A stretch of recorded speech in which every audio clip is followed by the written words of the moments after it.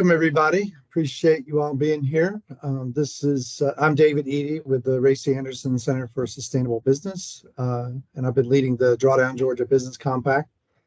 We only invited Drawdown Georgia Business Compact members for this inaugural webinar.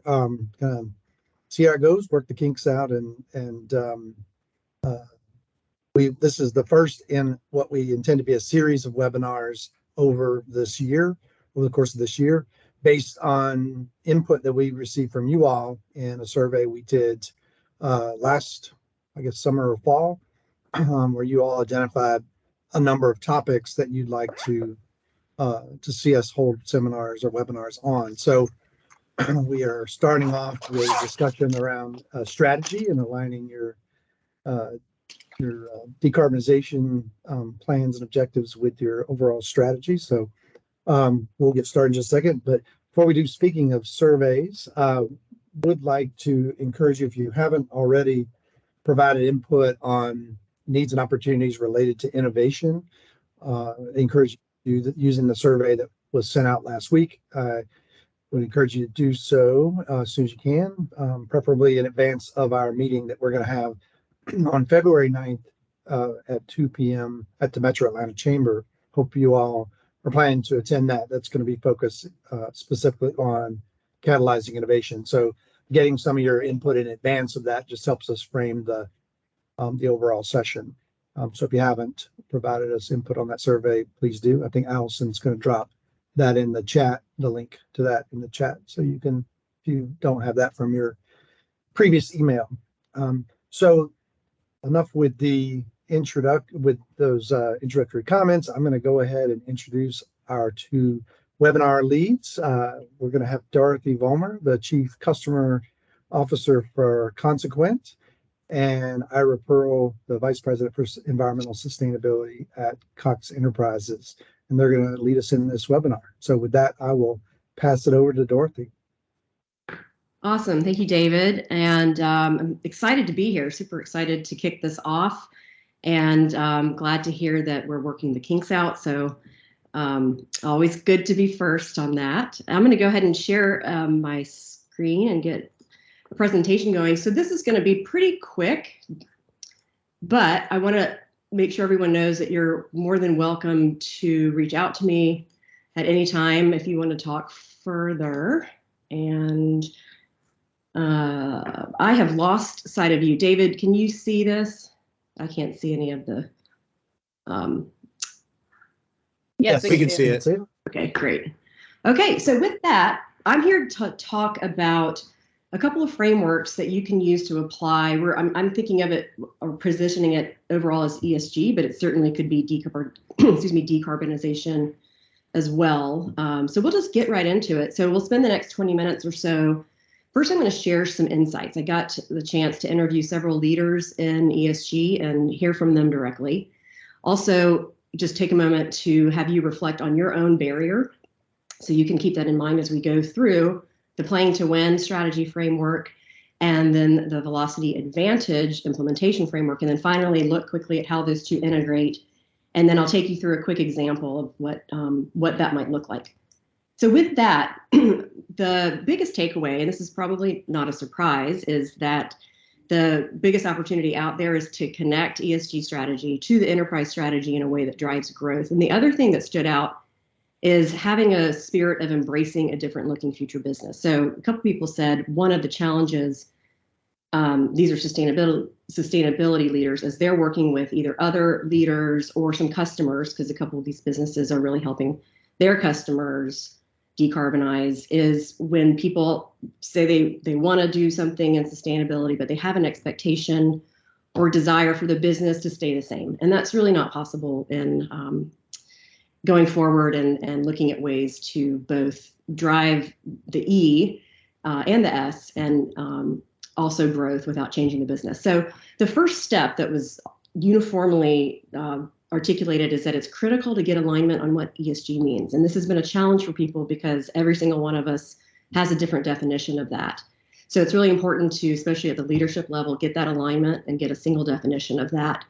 Next is to focus on the critical few issues that are most closely aligned with the business. Then there's a need for a common methodology and standard measures. And this is to help drive the change that's needed, but also have better communication about ESG and implementation of various ESG or decarbonization initiatives. And then finally, this again is probably obvious, but it's worth stating because it's been a challenge for people, getting the support from the top.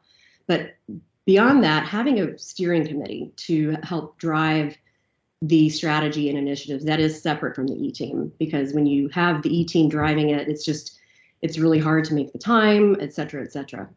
Also to really lay out the organizational and governance structure and also have the budget to do what you want to do.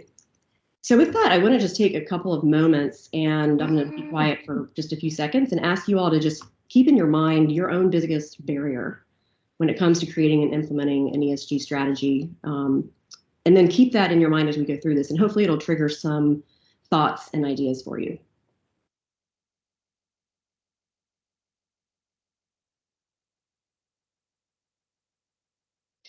Okay, so hopefully you've got that in mind, or you can keep thinking about it as we go through this. And the premise today is that creating and implementing a strategy doesn't have to be hard. Especially it doesn't have to take a long time, and it doesn't have to cost a whole lot of money. So today we'll look at 2 frameworks that you can take away immediately and start applying. And these should simplify and accelerate both strategy creation and execution. We'll go through the Playing to Win framework for accelerated strategy creation first, and then look at the Velocity Advantage framework for accelerated implementation. And then lastly, we'll look at how those 2 integrate. And this does provide both of these can provide a common language and approach that you can replicate.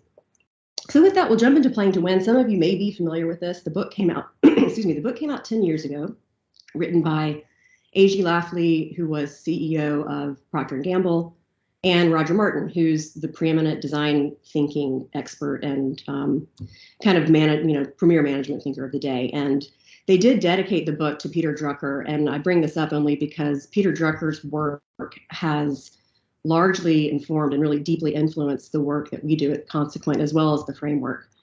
So this is really a process that flips strategy on its head. And that means it's fast, it's relatively low cost. It entails having the people who need to implement the strategy or oversee the implementation actually create it. And that's very different. And it also takes out the analysis first piece. So we'll jump right in and think about, this is a simplified version, but starting out with a strategic problem. So this is the foundation of your future strategy. And if you didn't have a problem, you wouldn't need to create any kind of new strategy. So the kinds of questions to ask yourself are, what's most pressing, what's worrying you the most, and consider some of these areas like organizational structure. Could be an industry problem. Oh, her new album? She has one? It could be customer related or customer desires. It could be capabilities. There are a lot of different things. It could be costs.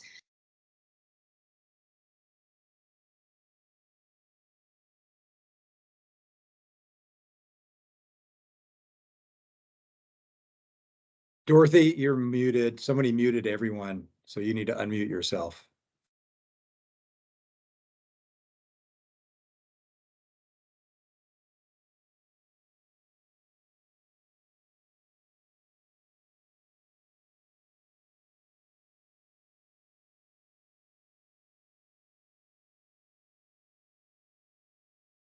You're still muted. Okay, sorry, I had to come out to find the mute button. So where did I get muted? About. David, sorry, did you? 30 seconds ago. 30 seconds. Okay. Yeah, just back up about 30 seconds. Okay, perfect, thanks. Let me just go back in here.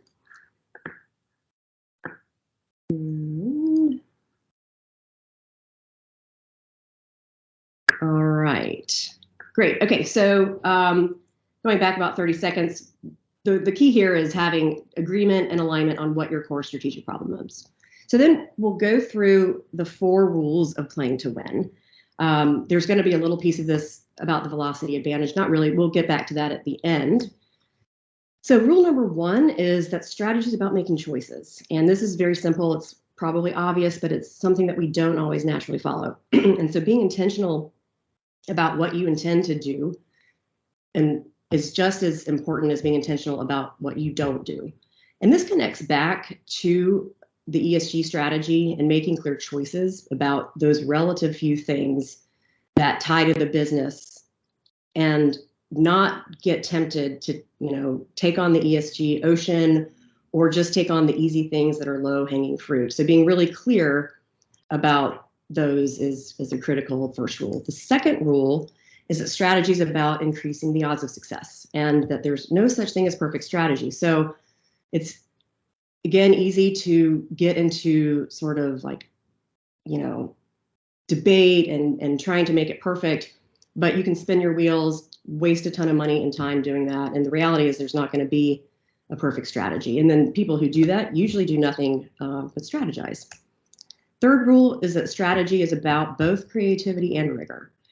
This goes back to the traditional model of strategy, where we tend to do a ton of analysis up front. And this can really bog us down, drag on. And then by the time that analysis is presented, a lot of things have probably changed. So really good strategy entails making choices first and then doing targeted analysis as needed. And then you can go back and refine your choices.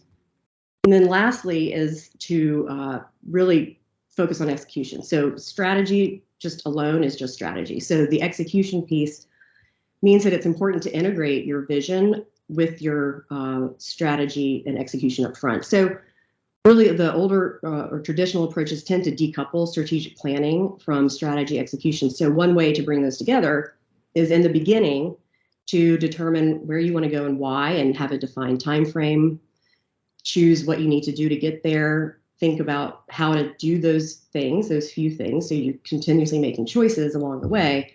And then, and only then, think about who should do what, so that you've got kind of an informal plan or high-level plan up front. So looking at the playing to win structure, in order to create a strategy with playing to win, you need to answer these 5 questions. And they're simple questions, but they're not necessarily easy questions. So first is, what is our winning aspiration? And that's going deep and asking yourselves, what does it mean for us to win? What do we exist to do? Those kinds of questions. Then defining where you're going to play, and just as importantly, where you're not going to play. Next question, how will we win? So this is looking at competitive advantage and what kinds of advantages and strengths are going to help you win. Next is, what capabilities must we have? So these are the things that you need to be really great at doing in order to reach that winning aspiration. And then lastly is, what management systems do we need? So this is looking at success measures, and what are the systems that you need to track everything so that you can know when you've been successful. And these roll up into what's called the playing to win strategy cascade. So you've got all the 5 questions, they build upon one another, they're all integrated, and as you work your way down, you may need to go back and make some changes. So it's a kind of an iterative and adaptable approach. And you'll see that this could be applied really in any area. And the key, and I'll go here, is that you can create multiple cascades for different levels of the organization. And ideally, you're creating these with the stakeholders who you need to work with to come to agreement with. So at the enterprise level, that might be much of the E-team and some other leaders of various functions. It's usually cross-functional in nature. And then your other cascades can build from that enterprise level. So in this example, you could have an enterprise cascade and have the ESG link back up to that. And you could then have functional strategies, could be an ESG strategy, which we'll look at an example in a middle. So you can see how they integrate and build. So now we'll go into the velocity advantage. And I know this is a Cliff's Notes version of everything. So this is our framework at Consequent that we've been using for 20 years. And it's rooted in the book, The Velocity Advantage, which our founder, Jack Berkshire, wrote, who I think is on the call today. And this book is actually directed to the Drucker Institute, so another nod to Drucker. So the velocity advantage is rooted in the idea of knowledge work. And this is something that Peter Drucker coined and wrote a ton of books about. And most of us, probably every single one of us here today, is a knowledge worker. And the challenge with knowledge work, as opposed to manual work, excuse me, which most kind of implementation frameworks are are built on assumptions that are rooted in manual work is that knowledge work is in our heads. So that means that it's invisible, it's interdependent, it's cross-functional, it's changing constantly. And so the velocity advantage addresses all these things with a framework to provide a common language and approach, both for implementation, but also for the human dynamics piece, because we've got all this stuff in our heads, but we also have ways that we each prefer to work. And those can often conflict and derail things. So this is, we're all individual people with different preferences and biases. So velocity advantage will bring a way, excuse me, to bring that to the surface and make it visible. So this is the velocity advantage framework, starting in the upper left-hand corner with envision and then going clockwise. So we're going to first look at this through the lens of personal preference around how we work. And I'll quickly go through each of the 4 areas to give you a quick flavor, starting with envision. So people who are wired for what we call envision are usually intuitive problem solvers, and they're people who like to do things like work with ideas, come up with ideas, imagine the future, be creative. So, more subjective. You might find people working in strategy or marketing who are wired for envision. Next up, design-oriented people tend to be objective problem solvers, and they tend to like to dive into the details, crunch the numbers, and do the analysis that we talked about. And you often find design-oriented people in finance and accounting type of functions. And then people who are build-oriented are often systematic problem solvers, and they like to usually follow processes, are happy when they're doing things step by step, and things are fairly methodical and predictable. And you often find build-oriented people, they're like a true natural project manager probably has a lot of preference for build, or perhaps an engineer. And then finally, activate people are usually people who like to problem solve through others. So interpersonal problem solvers. And they like working with people and through people, and usually like coaching, connecting with people emotionally, working in teams and things like that.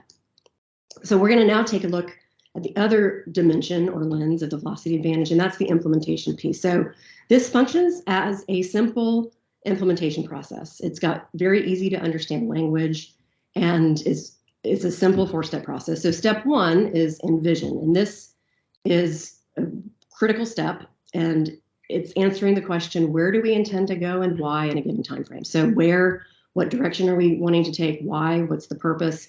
And then the time frame is just as critical, because if I'm thinking I want this direction and purpose, and I'm thinking we're going to get this done in 3 months, and you're thinking we're going to get this done in 2 years, we're already misaligned. So once you get this, that's a huge step forward. So even if all you did was get aligned on envision and get a very crisp and clear statement around this with that time frame, you'd be massively better positioned for success.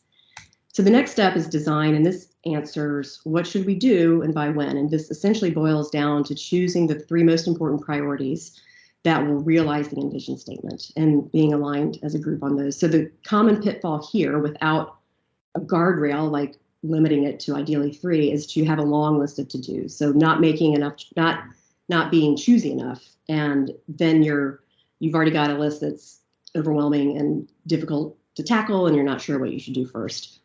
And so again, choices is the theme really here through all of this.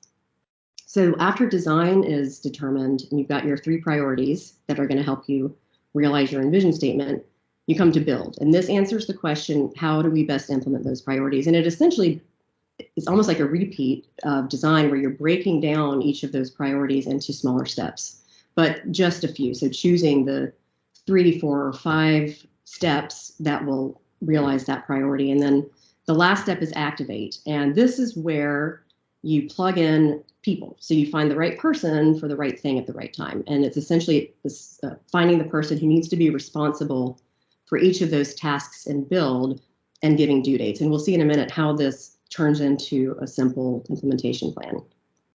So here we'll just take a look at everything end to end as both a process, an implementation process, and a way to look at our personal preferences and be aware of where we do and don't get energy.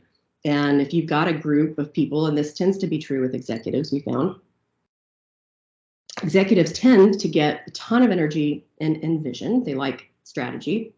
They like the visionary destination setting and things like that. And they tend to get a lot of energy in activate as well, and working through people and with people. And they often do not have much interest in energy in the middle part, the design and the build piece. And so when you're aware of this gap, if you want to call it a gap or a blind spot, you can then, be aware that you need to have that covered by the right people.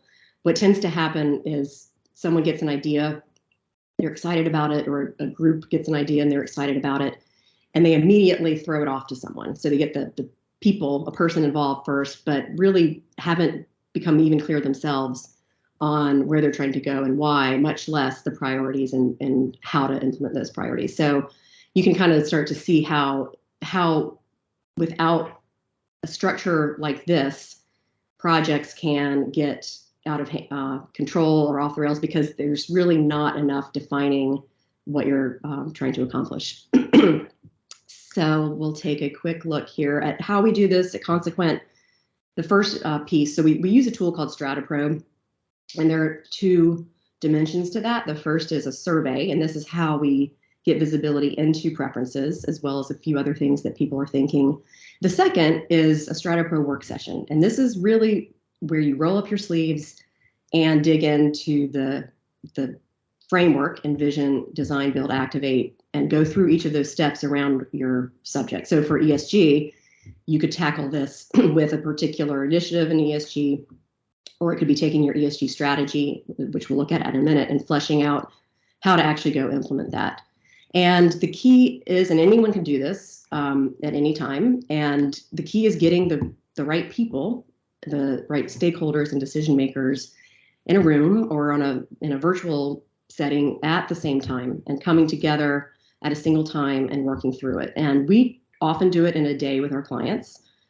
And the alternative is really months sometimes, because if you're not all together, you've got multiple conversations going on, multiple meetings that may not lead to decisions, or you don't have all the right people to make decisions, et cetera, et cetera. So getting that core group together, cross-functional group in a single place is absolutely essential to, at the beginning, getting this work done up front so you can immediately start implementation. It also, one other thing I'll say, this is repeatable. So you could, take this framework and apply it in, really infinite number of situations and projects. So it's easy to learn and it's repeatable. And this is how the two integrate. We look at kind of the operational element as you go through playing to win on the left and the velocity advantage on the right. So making choices, while that is a theme that runs throughout, it's especially critical and true in vision and getting that clarification on direction and purpose, and then also design, because those priorities are what will turn into strategic initiatives.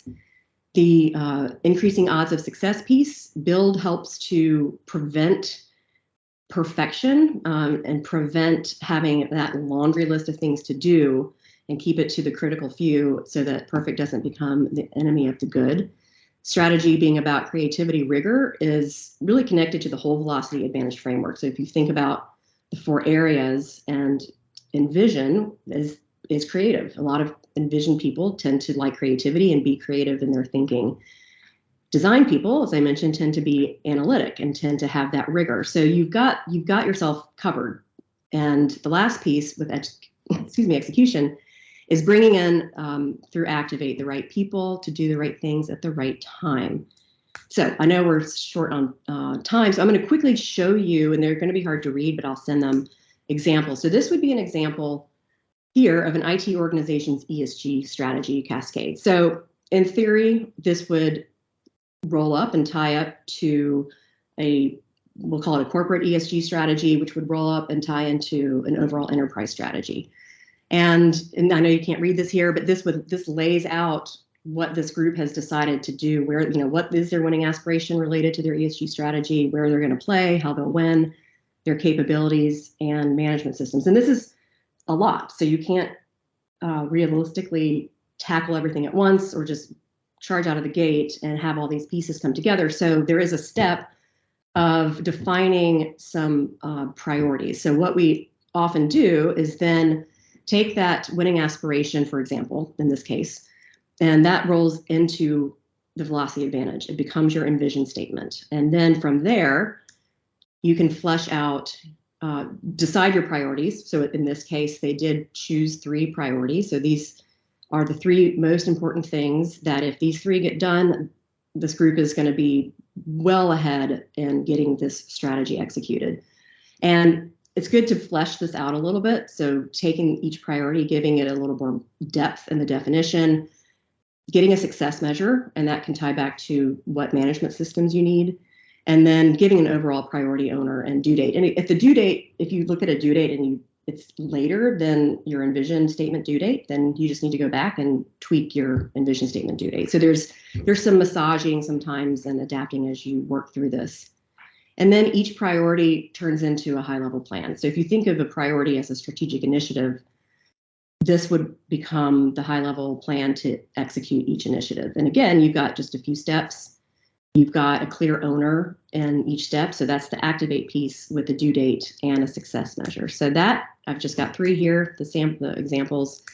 And that is it. I think hopefully we're right at about 20 minutes. And I know we'll have some time for questions later. So I will hand it over to Ira. Thank you.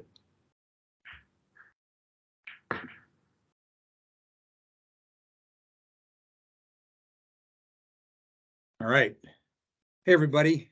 Dorothy, that was great. Loved the velocity advantage and actually read the book. And we'll talk about kind of how we implemented our strategy, which is more of a, there's the theory and there's the practice. And we probably accidentally used many of the elements, although we did take a lot more time. Can you guys see and hear me okay? All right. Yep. Sure. So I think most of you are familiar with Cox Enterprises. I won't kind of belabor you with who we are and what we do. But we've had our sustainability program around for a little over 20 years, and it's evolved. And one of the more recent iterations, in 2007, it was called Cox Conserves. That's what we named it. In 2012, we established goals to be zero carbon, carbon neutral, water neutral, and zero waste to landfill. And those dates were about 2044 for the carbon and the water. And in 2020, we undertook a strategic planning exercise. Feels like about every 7 years, it's the right time to look at that, and went through a process to make sure we had the right goals, the right timeline, and also a line of sight. And just interestingly, when I talked to my predecessor about the 2012 and 2013 goals, I said, well, how did you set those goals and how did you plan to get there? He said, well, we didn't know. We just knew we needed to set some big old hairy goals out there in the future and work like heck to get there. So that was sort of the strategy that was involved, was to set the goal and figure it out. So 7 years later, we had a lot more visibility of the tools and the things that we could accomplish and set a more deliberate strategy. But I want to talk a little bit about, how do you set yourself up for success in a sustainability program?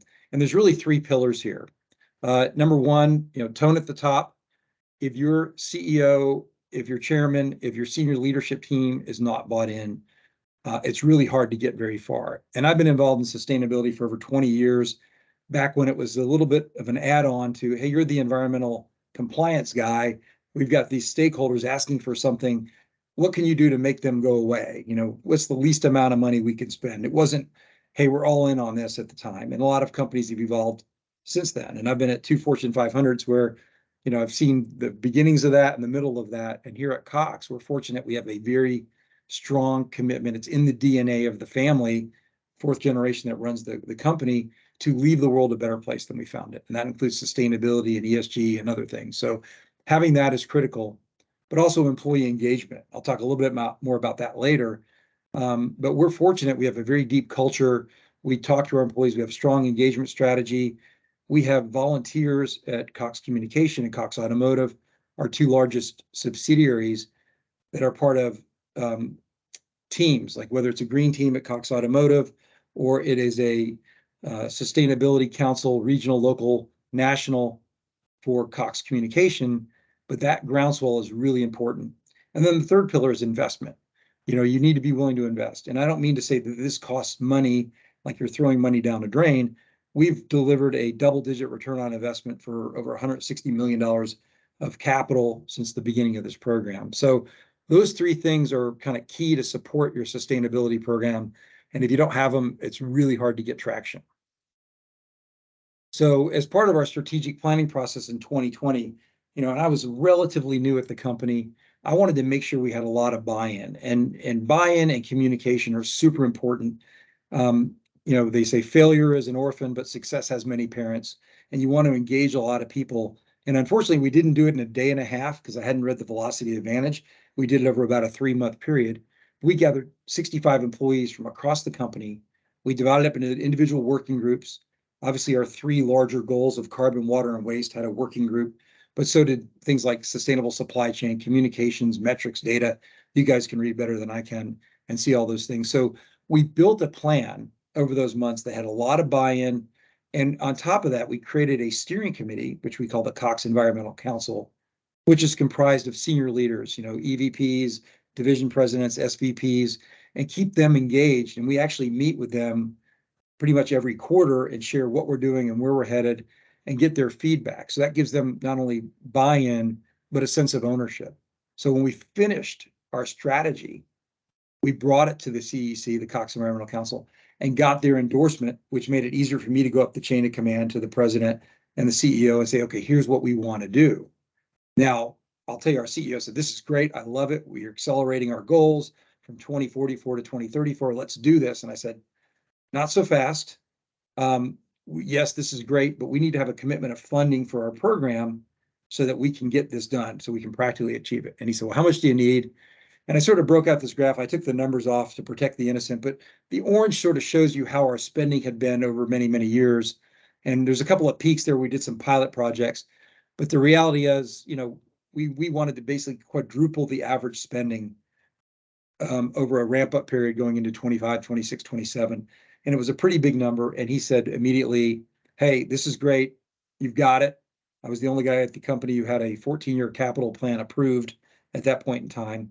But we also know that we deliver great economic returns, a 10 to 20% ROI, great environmental footprint reduction, and societal benefit. And we actually invest in places that need our help, whether it's drought-stricken areas that we're doing water programs or socioeconomically disadvantaged areas. So all of that, that's the third pillar of the investment. But again, we're not putting money down a hole. This is actually delivering great returns. And my department has a P and an L, not just an L, and we save the company money and we earn the company money through a lot of our renewable projects. So we're here to kind of talk about carbon because this is the Drawdown Georgia Compact. So our carbon strategy was really on 4 different sectors. Number 1, energy conservation is number 1. How do we reduce the amount we need? And we actually built a playbook, and we said, these are all the types of energy conservation programs that we can implement. And it's sort of like having an internal ESCO, an energy services company. And that's number 1. Number 2 is, where can we build renewables on our own facilities? We always believe in solving the problem within our fence line, our own 4 walls where we can. And eventually you sort of run out of real estate or ability to create enough renewable. So we had to go to market supplied renewables, and that could be in a deregulated market where we're buying from a merchant power producer. It could be in a regulated market like Georgia, where we are a subscriber to the CRISP program that's building out a significant amount of renewables, or it could be in a virtual power purchase agreement. But then there were some things in our portfolio that were harder to get at, and those were generally the scope 1 things. Not a lot of great replacements for natural gas in our buildings right now. There is renewable natural gas that's got a very specific market target, and it costs about 4 times what we might be willing to pay for natural gas. That's a little tough to do. Also our vehicles. And it's an easy thing to say, hey, just shift over to electric vehicles, but they don't always exist in the type of vehicles that we need with the range that we need to do the work that our fleet does to install broadband cable internet. And also at our Mannheim auction locations, we have to keep fuel there to fuel the vehicles that we sell through our auctions. We sell over 4 million vehicles a year.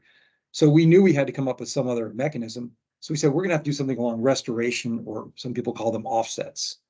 We quickly made the decision that we didn't want to be a buyer of carbon offsets, but maybe produce our own through our own programs. So these are the components that we built. So we went from the general, here are the goals, here's our ambition, to the specific, okay, what do we do to get there? And this is the actionable part of it.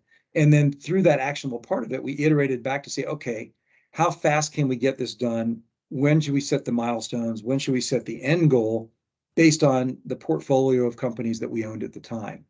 And you can see we've made pretty good progress before and since that time in terms of our historical carbon footprint going down, down, down. That's an estimate for 22. We're still figuring that out because all the utility bills don't come in at the end of December like we'd like them to. And then our renewable portfolio, these are the things that either are built, are being built, or are contracted for and definitely will be built. There's more building on that. So, what we're really talking about here is theory to practice, taking the principles that Dorothy talked about, which are wonderful, and how to put those into action with a team in a way that gives you the foundational elements you need for success, that gives you broad-based buy-in, that gives you support throughout the company.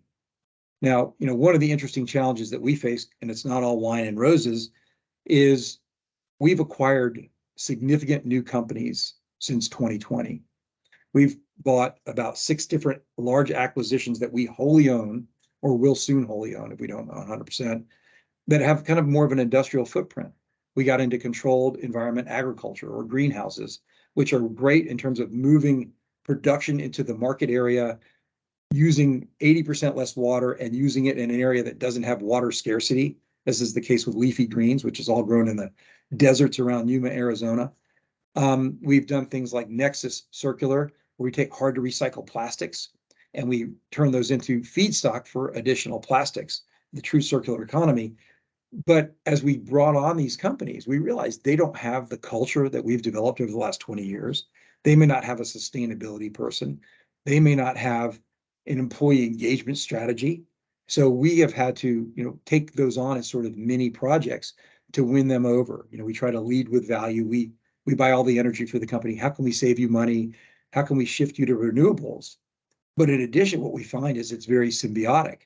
We're getting requests more and more frequently to say, hey, we've got this RFP from this automobile OEM, and we have a company that recycles end-of-use batteries and refurbishes end-of-use batteries for EVs. And they said, hey, tell us about your sustainability story. So they've engaged with us to help tell that story. Or a large developer who's looking for a partner in a master plan community to put in infrastructure for broadband, but we bring more to the table than just being able to put fiber in a trench. We can be a thought leader and a partner with them on the sustainability issues that are very important to the success of their community. So we find ourselves in a constant iteration mode of, okay, we've sort of solved this problem and we're off and running. And everybody knows that strategy is only good for about a minute and then it starts falling apart. And the last 2 years have been, pretty hellacious in terms of strategy destroying events. And we've got these new companies that we're bringing on board that we have to ramp into our culture and our goals. So really kind of an interesting process that you're never done with. It's almost a Sisyphean task, if you will. A little bit on employee engagement. And again, this is wonderful at Cox. I love it. We have community partners. We have a lot of volunteerism. We have a challenge for our employees where they can compete on ideas around innovation, environmental. We do certain things within our Cox Communication division. We have a Shark Tank type event where they bring their ideas and we fund those ideas. So the engagement level is really high. So what you're talking about now is having that constant din of chatter and involvement and inspiration come from your employees, the continuous support from your senior management team, and then the resources that you need to execute on a program, and also the understanding of your leadership team that sometimes you need to pivot. We might have said, hey, we want to do some large scale solar as part of our strategy. But anybody who's dealing with renewables now knows that the interconnect queues out there for the large RTOs and ISOs are backed up with 3 years worth of applications. So that throws a little kink in the works, right? So what do we do to pivot, to adapt, and to come up with a better way to solve the problem? And all of these things are kind of a microcosm of the larger strategy where you have to engage people. You have to decide what's your vision, how do you want to get there, what are the tools that you're going to use, and then get the funding and execute. So I went through that fairly quickly because I wanted to leave time for discussion and for questions. So we'll kind of do that now.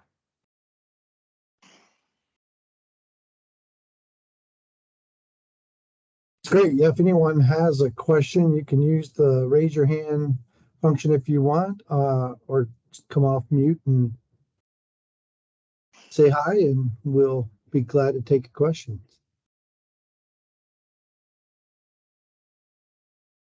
think someone's raising their hand. I think, Oh, Beryl. Yeah, Beryl.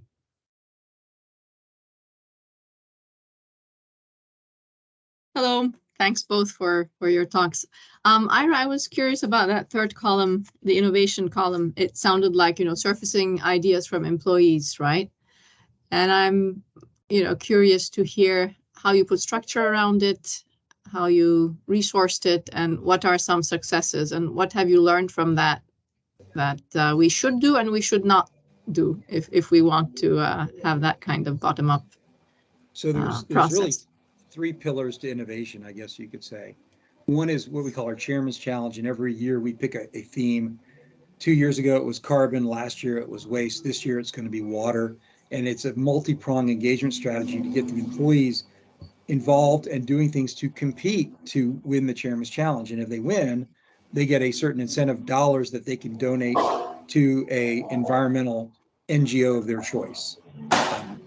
That's one, and that brings a lot of good traction. The other one is this whale tank, as we call it, as part of Cox Communication, and we fund it every year through the budgetary mechanism. And there's usually 30 or 40 participants who bring their ideas, and a team that whittle those ideas down. And then some of us sit on sort of the panel. And if you've seen Shark Tank on TV, you know how that works. And we've gotten some really interesting ideas. As an example, one of our employees at the data centers, we have a lot of data centers, they're really MTCs, where head end units, realized that we're air conditioning our cooling equipment, our equipment in the wintertime when the outside air may be 30, 40, 50 degrees, and said, hey, what do we have to do to bring that free cooling in? And if you know anything about data centers, if it's working fine, they don't want to mess with perfection. They don't want to take any risk that's going to drop any of those 5 nines of reliability off. Nobody wants their internet or cable going down.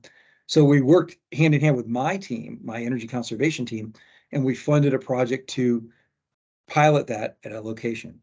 But it could be something simple like our employees, if you ever go and drop off your cable box or get a cell phone at a retail store, they're all wearing kind of branded logoed shirts, for example.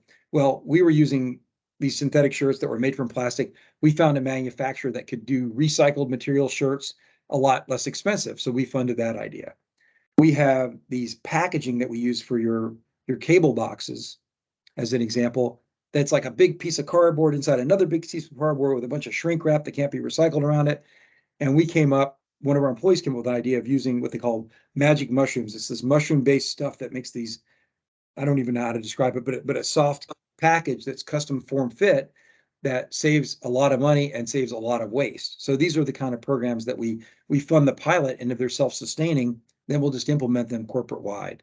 And then the third prong is I have someone who works with me, and you guys, many of you know him from the Drawdown Georgia, Trey Benencosa, who is our manager of innovation and technology, and it's his job to look at the horizon and say, okay, what are the new technologies coming out that we want to watch? What's ready to be implemented? What's commercializable? And generally, we try to launch 2 or 3 pilot projects a year to evaluate and say, is this something that makes sense? Does it work well for us? And can we roll it out to decarbonize, reduce energy consumption, or even do some arbitrage around the cost of energy that we have to do. Thank you. That's very helpful. Great. Amy, I see you have your hand up as well. You want to ask your question? Yeah, hi there. I'm Amy. I'm Sustainability Manager at Southwire. So I'm curious to hear more about those working groups, the cross-functional ones, because we have a cross-functional global sustainability team, and they started out more giving feedback on our existing strategy, which was great, but we really wanted to utilize them more and get them more involved. So I'm curious what your working groups have actually done. So I guess there's 2 different layers. I wanted to make sure I know which one you're speaking of. During our strategy sessions, we built those 9 different teams, but then we have ongoing green teams and sustainability councils that meet and convene. Which one of those 2 are you talking about? I guess both. I actually wasn't aware that there was a difference. Yeah, so when I put up that little 9 box in the beginning and it said these are the groups that we formed, they were formed for about a 3-month period. And their goal was to say, let's start with a clean sheet of paper. Are these the right? And so they knew they were creating. They were going to decide, do we have the right goals? Do we have the right timing? Should we alter the goals? Are we approaching the goals the right way? So it was a combination of some subject matter experts, but some other really smart people who are interested and engaged, maybe somebody from facilities who didn't know a lot about renewables, but was on the carbon team and could bring a different perspective, because it's not about just having the best technology. You have to implement it in a world in which other people have to keep doing their jobs. And that's important. And that communication is important. So that was a finite duration task with a very clear mission. But the other teams are involved and they generate local ideas. Like, for example, I didn't know this, but every person who leaves in a vehicle at a Mannheim auto auction gets like a drive out ticket. And we print like 4 million of these a year. And they don't seem to be that big by themselves. Shifting that to an electronic thing that you have on your phone saved a ton of paper, saved a ton of energy. I had no idea that that was going on. You know, I drive out the gate, I don't have a ticket because I just bring my rental car or whatever. So those kinds of things, at Cox Communication, they realized that the technicians were spending a lot of time in their vehicles writing up the order, idling because it was really hot in their cars. So we went out and bought them reflective screens to hopefully reduce the idling time, and we measured the amount that happened. We didn't know about that. And the other ideas that sort of come out of the field in terms of packaging or provisioning or kitting the vehicles that take a lot of room, create a lot of waste. We found out that we had a lot of coax we were throwing away because whatever's left on the spool may be not enough for the next job. So we figured out how to redeploy the coax in larger spools and what to do with the smaller pieces, and came up with solutions. So these are really field generated solutions. You know, if you want to get the best ideas, go out on your factory floor, and there's dozens of people who know where you're wasting time, effort, and money, or things are being done that are unsafe. So you can't sit in your ivory tower and know that you've got all the answers because you have a fancy college degree and you think you're smart. The guys who are doing it every day are the ones who have the ideas that you need to harvest. And when they see those ideas being implemented and they read about their peers getting some kind of recognition or awards for their ideas, that motivates them to go, you know, I can do a better idea. I have a better idea I'll put in next year. That's great. Thank you. Awesome. So we have a question from Jonathan Siskin in the chat. He was having some video and audio issues. He says, from a strategy viewpoint, how does an organization start shifting their mindset from ESG/sustainability as, number one, a compliance or cost-driven exercise, i.e. more focused on meeting sustainability targets, versus to a strategic value creation exercise, such as new products, new markets, creating competitive advantage, some of the things you mentioned, Ira, in the markets they play, so that they're lowering and also maybe looking at lowering their overall risk. What do you have any thoughts on that, or maybe some examples of companies you think that are leading in that? Well, I think, you know, leading with value, you know, I described the challenge we have when we onboard a new company. Mm-hmm. And first of all, there's usually like 3 or 4 executives there, and there's 40 Cox people standing at the other side of the door ready to, you know, Coxify them. And it's kind of a bum's rush to get, you know, so we know we're not the first guys through the door, so we bide our time. So number one is understanding their issues. You know, whatever the business is that you have, if you know, don't go in there and say, I'm going to layer on what I do on top of what you do, because it might be adding drag, it might be the wrong thing. Understanding where they're coming from and then collaborating with them. And I always, like I said, lead with value. I have some tricks up my sleeve that I can do hey, I think I can save you 20% on your energy bill. Hey, wouldn't that be great? Hey, I noticed you have a customer that's asking you about your sustainability. I heard about this. How can we improve that so you have a better story to tell when you deliver proposals? And first of all, the work that you do, and early on in any company's sustainability journey, there's a lot of what I call low-hanging fruit, pain points that you can solve where you can add sustainability and add economic value at the same time, and hopefully add societal value as well. Tackle those first. Don't go for the weird esoteric stuff. And then try to do the things that have a lighter touch, that don't interfere with the facility's operations. And then when they see you add value, they want you to come back and help them more. And also when they say, I've got a customer that's asking us about this, help me tell that story so I can retain or grow that customer. That's important. Now, I do have like a little bit of a secret weapon that I'll share with you guys at Cox. I have the energy procurement team reports to me, the waste management team reports to me, and we don't rely on our facilities folks to budget and implement for projects. We build our own capital plan. I've got my own engineers that go out there and work coordinating with them. So in some ways, it looks like I come in there with a bunch of money and here's new solar for your roof, and then we just move it over to their balance sheet, for that particular business when we're done. So it appears to be a very light touch. We're not heavy-handed. We're not going, hey, we need $1 million out of your budget to build a solar array. And they go, sorry, we don't have it. But that comes down to the tone at the top. If your senior leadership realizes you guys need your own budget to execute on this stuff and do it in a way that's not going to disrupt the priorities of the business unit, that helps a lot. Not sure if that fully answers your question. If not, feel free to ask again.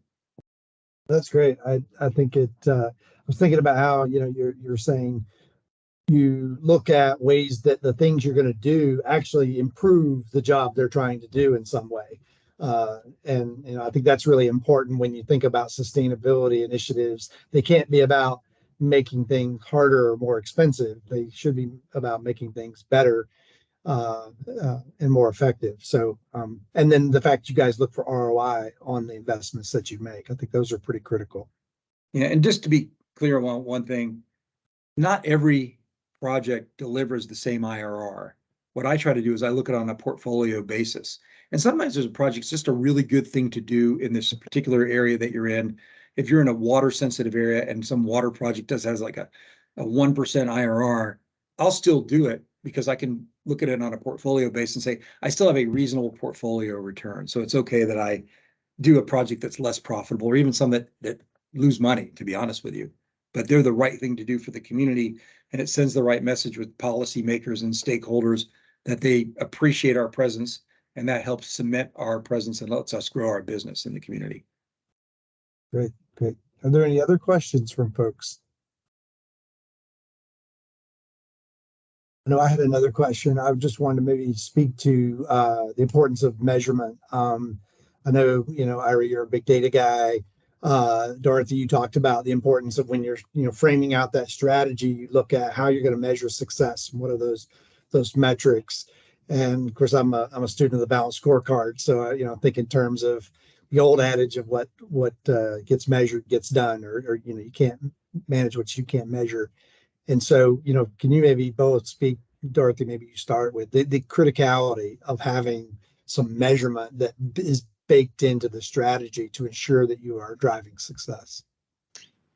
Yeah, sure. I can speak at a high level, and then Ira might be able to talk about some of the specifics within their programs. And this is one thing that came up too in the interviews, that's a challenge specifically with ESG now because standards are needed.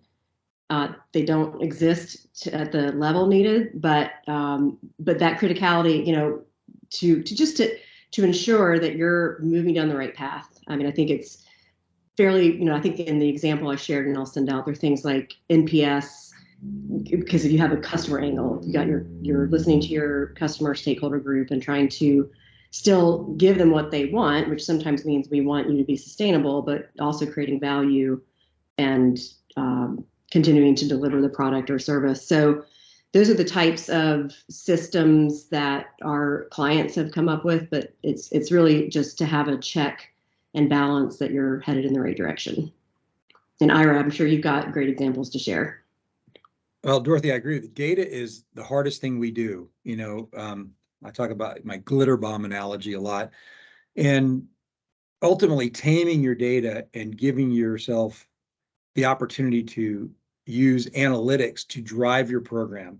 Number one, you can measure your success with the data, which you need to do. Am I getting where I think I'm getting? Am I getting the value I think I'm providing? Number two, where do I attack next? Where can I get the best bang for the buck? What are the opportunities, or where are my pain points? We're doing an analysis right now of water consumption at the Mannheim auto auctions, where every car that goes to the auction gets detailed. What we notice is our overall water consumption has gone down, but the consumption per vehicle at some locations has gone up. Why is that? Well, that gives us an opportunity to say we should be getting better, not worse, on a case-by-case basis. And then, of course, just reporting for external transparency, whether you have a mandate to do it or whether you choose to do it. We report to our board. We publish our annual ESG data in our report, which is coming out here in I think probably late March, early May. But so your stakeholders and others can see how you're doing and how you're progressing. Are you putting your money where your mouth is? That's great. That's great. Any other questions? I'll turn it over to Allison to, if you have any questions, or maybe you just want to wrap it up. Yeah, no, I think we're out of time. That was great. Thank you so much to our speakers, Dorothy and Ira. Thank you. I think we all learned a lot from your experiences. So we are going to get a little bit deeper into carbon accounting and ESG reporting in the months ahead. So all of you who joined today, please come back and join us again. So I'll let you guys go on and enjoy your day. Thank you so much. Thank you, Ira. Thank you, Dorothy. Take care, y'all. Thank you. Thanks, everybody. Thanks, everybody, for being here. Really appreciate it.